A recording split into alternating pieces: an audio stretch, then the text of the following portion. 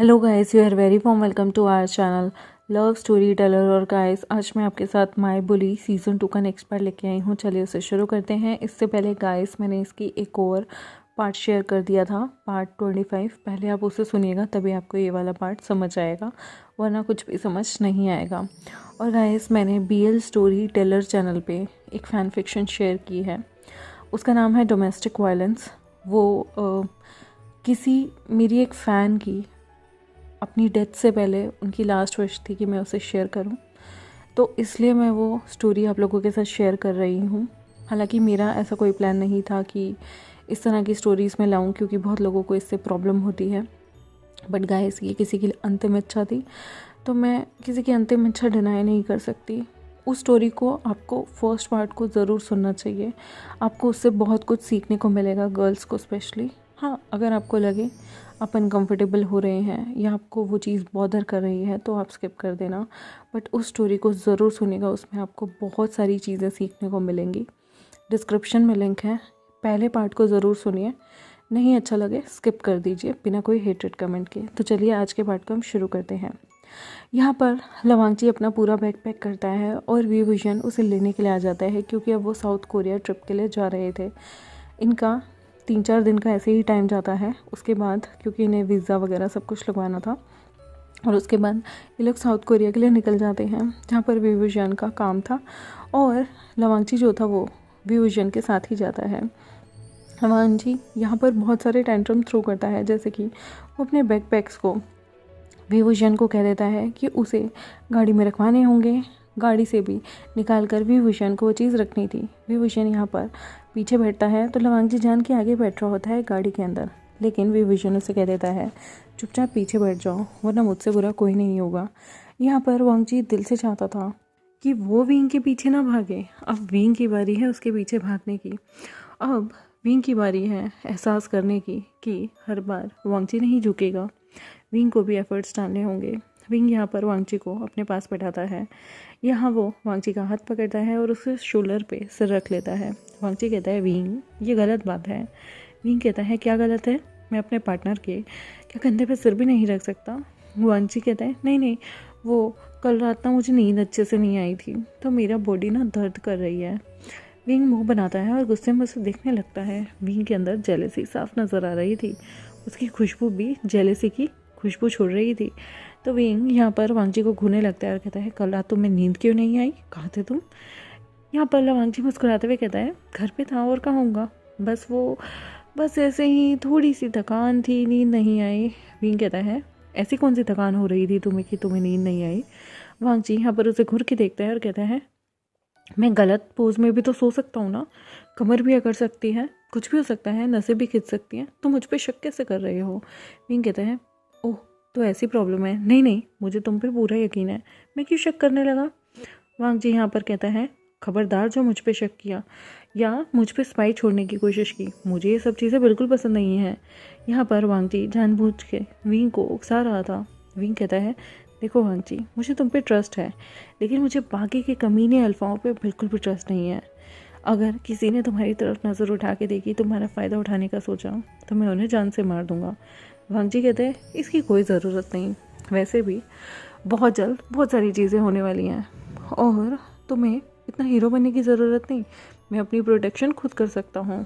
Wing यहाँ पर मुस्कुरा के उसे देखता है और कहता है, ओ रियली? दिखता है वो तुम कितनी प्रोटेक्शन कर पाए हो तुम आज से लेकर। हमेशा वेंचाओ और वेंशू तुम्हें घेर लेते थे, तुम्हारे साथ उल्टी सीधी हरकतें करते थे, तब तक तुम बोल नहीं पाते थे। लवांगची यहाँ कहता है, वो टाइम चला गया विंग, अब मैं वो ओमेगा नहीं हूँ, और वैसे भी अब तुम मुझे इरिटेट कर रहे हो, मुझे तुमसे बात नहीं करनी। वो विंडो से बाहर देखने लगता है, तो विंग यहाँ पर देखता है कि लवांगची उसकी तरफ अटेंशन नहीं दे रहा, तो वो जान के लवांगची की गोद में सिर रख लेता है और कहता है, मुझे नींद आ रही है। वांगची कहता है, हटो यहाँ से। विंग कहता है, बिल्कुल नहीं हटूंगा। वो जानबूझकर पूरे रास्ते वांगची को छेड़ता रहता है। वांगची, जिसे इन सब चीज़ों में बहुत मज़ा आ रहा था, क्योंकि अब वो विंग के पीछे नहीं भाग रहा था कि मुझे अटेंशन दो, अब विंग खुद ब खुद उसे अटेंशन दे रहा था। जितना वो विंग के लिए इंतज़ार कर रहा था, उस इंतज़ार का फल अब उसे मिलने लगा था। विंग आज उसके पीछे पीछे भाग रहा है। ये चीज़ लवांगची को बहुत अच्छी लग रही थी, क्योंकि उसे सुकून मिल रहा था। विंग वो इंसान था जो कि उससे वेट करवाता था, उसे रुलाता था और तो और उसके अंदर इनसिक्योरिटी डालता था। यहाँ पर लवांगची जब विंग को ऐसे इनसिक्योर स्टेट में देखते हैं ना, उसे इतना मज़ा आता है ना, उसका मन तो कर रहा था विंग तुम्हें इतना जलाऊं कि तुम्हें पता चले कि जलना किसे कहते हैं। पर खैर हो तो तुम मेरे हल्फा ही ना, तुमसे पंगे लेके क्या ही फ़ायदा। यहाँ पर वांगजी जो था, जब वो एयरपोर्ट पे उतरते हैं तो वांगजी यहाँ पर आराम से अपने शेड्स निकालता है, शेड्स लगाता है, अच्छे से एक जैकेट कैरी करता है जो कि उसने अपने हाथ में पकड़ी हुई थी, एकदम कूल तरीके से बाहर निकल जाता है और विंग को कहता है एक्सक्यूज़ मी, मेरे बैग्स ले आना, ठीक है। और वो यहाँ से आगे बढ़ता जाता है। विंग यहाँ पर हैरान था कि वांगजी उसे एक कोली की ट्रीट कर रहा है। विंग को बहुत गुस्सा आता है और वो मन में सोचता है तुम्हें तो मैं होटल पहुँचने के बाद बताऊँगा। यहाँ पर वो दोनों आराम से एयरपोर्ट जाते हैं, अपनी अपनी जो उनकी एयरलाइंस होती है उसके लिए वेट करते हैं और फिर वो बिज़नेस क्लास से होते हुए आराम से अपने अपने जोन में होते हुए, सोते हुए, टीवी देखते हुए बाहर के लिए चले जाते हैं। विंग यहाँ पर लवांगजी का 1 मिनट भी पीछा नहीं छोड़ना चाहता था। वांगजी जो कि अपने स्पेस में काफ़ी खुश था। वांगजी तो यहाँ पर आते ही सो जाता है क्योंकि वो ऑलरेडी बहुत थका हुआ था। विंग उसे देख देख के काफ़ी खुश हो रहा था क्योंकि वांगजी एक छोटा सा बेबी लग रहा था, बिल्कुल रैबिट। उसे ऐसा लग रहा था जैसे रैबिट भी नहीं, एक छोटी सी कैट सो रही हो जो दिखने में बहुत ज़्यादा फियर्स है, पर उसके फीचर्स उतने ही सॉफ्ट हैं, मुलायम हैं। वो यहाँ पर लवांगजी को बहुत अच्छे से, बड़े प्यार से उसके गाल से हिलाने लगता है और उसके चीक्स पे किस करके अपनी सीट पे वो भी सो जाता है। लवांगजी यहाँ पर मुस्कुरा रहा था क्योंकि उसे पता था कि विंग उसे छेड़ रहा है। ऐसे ही इनकी फ़्लाइट होती है जो कि कुछ घंटों की होती है और फिर ये बीच फ्लाइट में एक बार खाना खाते हैं, अपना ब्रेकफास्ट वगैरह करते हैं और उसके बाद ये लोग, इनकी फ़्लाइट जो है वो लैंड कर जाती हैं। ये साउथ कोरिया पहली बार आते हैं। वांगजी बहुत एक्साइटेड था, सुपर डुपर एक्साइटेड। यहाँ पर वांगजी आराम से एयरपोर्ट पे जाता है। यहाँ पर विंग ही उसके बैग्स कलेक्ट कर रहा था और फिर उन लोगों की गाड़ी लेने आ गई थी। यहाँ पर विंग ने अपने लिए सिक्योरिटी नहीं बुलाई हुई थी क्योंकि उसे इतनी ज़्यादा ज़रूरत नहीं थी। रास्ते में वांगजी सारी जगहों को देख रहा था और सिर्फ विंग उसे देख रहा था। विंग देख रहा था कि वांगजी की आंखें कितनी खुश हो रही हैं यहाँ की जगह की चीज़ों को देखकर, क्योंकि साउथ कोरिया में सबसे ज़्यादा फैशनेबल लोग रहा करते हैं। वहाँ के लोगों को मेकअप, स्टाइल, स्टेटमेंट, अपने अपीयरेंस को लेके बहुत ज़्यादा वो लोग पोजेस्ड होते हैं। उन्हें हर चीज़ बहुत परफेक्टली चाहिए होती है। अपने टाइम पे काम होना चाहिए, लुक्स परफेक्ट होने चाहिए और आपके जो स्टैंडर्ड है ड्रेसिंग सेंस का वो काफ़ी ज़्यादा अपग्रेड होना चाहिए। और लवांगजी यहाँ पर बिल्कुल कोरियन बन के आया हुआ था। उसने बहुत अच्छे से अपने आप को मेंटेन किया हुआ था, किया तो हमारे विविजन ने भी था, लेकिन वो कुछ ज़्यादा ही फॉर्मल लग रहा था। और वांगजी यहाँ पर बहुत कैजुअल वे में आया हुआ था, जिसे देख के विंग को थोड़ी सी जेलसी होती है क्योंकि आसपास के जितने भी अल्फा थे वो मुड़ मुड़ के लवांगजी को देख रहे थे। और यहाँ से वांगजी विंग से पहले जिद करने लगता है कि क्योंकि उनके जो एरिया था जहाँ पर उनका होटल था वो थोड़ी दूरी पे था, तो वांगजी यहाँ पर पहले उसे एक कैफ़े में जाने के लिए ज़िद करने लगता है। उस कैफ़े में बहुत सारा मीठा लगा हुआ था। वांगजी उसे ज़िद करता है कि साउथ कोरिया में उसने बहुत अच्छी अच्छी पेस्ट्रीज़, केक्स देखे हैं और उसे उनमें से कोई एक टेस्ट करना है। विंग पहले मना करता है पर वांगजी की इतनी जिद पे वो मान जाता है। वो दोनों एक कैफ़े जाते हैं। कैफ़े में वांगजी काफ़ी स्मार्ट लग रहा था। वहाँ पर जो ऑनर था वो भी काफ़ी सुंदर था।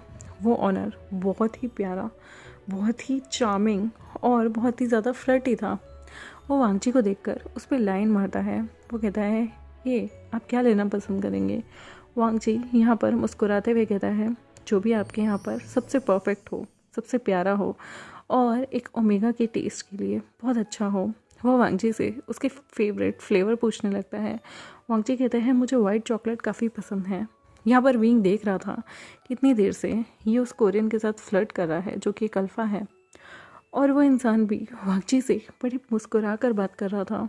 वो इंसान वांगजी को यहाँ पर उसका फेवरेट केक दे देता है, पेस्ट्री दे देता है। वांगजी खुश होकर खाता है।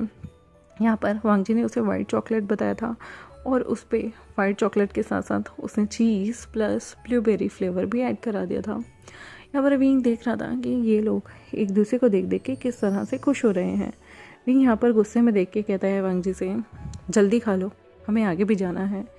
वांग जी मुंह बनाते हुए एक जगह बैठता है और खाने लगता है। यहाँ पर वो इंसान जो कि बहुत ही ज़्यादा स्मार्ट लग रहा था वो वांग जी के पास आता है और उसे यहाँ पर वो वहाँ पर बोबा टी रख के चला जाता है। और लवांग जी काफ़ी खुश होता है क्योंकि उसने सुना था कि मोस्टली ताइवान, जापानीज़ और कोरियन कल्चर में लोग बाग एक दूसरे के साथ बोबा टी पीने जाते हैं। और वो बहुत खुश था कि यहाँ लैंड होते ही उसे इस क्यूट से अल्फ़ा ने ये बोबा टी ऑफ़र की है। तभी वी विजन कहता है, एक्सक्यूज़ मी, हमने ये ऑर्डर नहीं की थी। वो कहता है कि मेरी तरफ से कॉम्प्लीमेंट है, आप लोग यहाँ के नहीं लगते, फॉरेनर्स लगते हो और इतनी क्यूट ओमेगा जब यहाँ आए हैं तो उन्हें एक गिफ्ट देना बनता है ताकि उन्हें हमारा गेस्चर, हमारी हॉस्पिटैलिटी काफ़ी अच्छी लगे। यहाँ पर विभूषण अंदर ही अंदर मन में सोच रहा था, अच्छा ऐसा है तो यहाँ पे क्या मेहमान सिर्फ एक ही है, मैं भी तो हूँ।